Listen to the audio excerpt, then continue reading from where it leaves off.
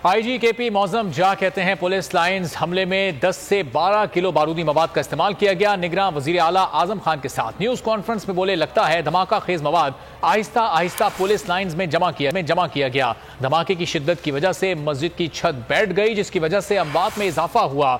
IG KP ने तहकीकात के लिए JIT बनाने का ऐलान भी किया। कहा, गेट पर चेकिंग की जाती है लेकिन इसमें कोताही हुई है। आईजी केपी मौजम का यह बयान सामने आ गया। उन्होंने कहा कि पुलिस लाइंस हमले में 10 से 12 किलो बारूदी मवाद इस्तेमाल किया गया। निगरान वजीर आला आजम खान के साथ उन्होंने न्यूज कॉन्फ्रेंस की और कहा कि लगता है धमाका खेज मवाद आहिस्ता आहिस्ता पुलिस लाइंस में जमा किया गया। धमाके की शिद्दत इतनी ज्यादा थी कि मस्जिद की छत बैठ गई और इसी वजह से अमवात में इजाफा हुआ। मजीद जानेंगे बोल न्यूज के नुमाइंदे आसिफ शकूर से। आसिफ, बताइएगा मजीद क्या कहना था आईजी केपी का इस प्रेस कॉन्फ्रेंस?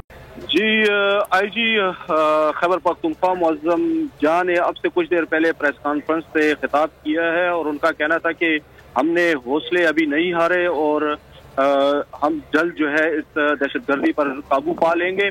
इसके अलावा उन्होंने कहा था कि जो बारूद है उसको वक्फे वक्फे से जो है वो लाया गया होगा।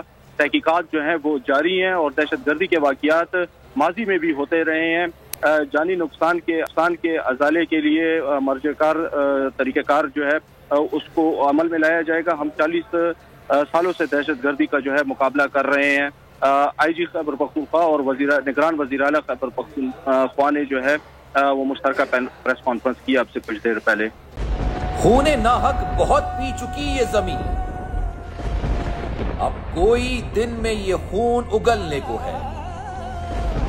खत्म हो जाएगी ये तमाशागरी, वक्त पलटेगा रोजे जजा की तरह।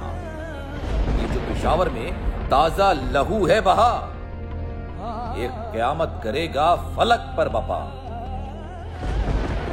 गम की सलमनाक घड़ी में बोल सानह पेशावर में शहीद होने वालों के लवाहिकीन के साथ है।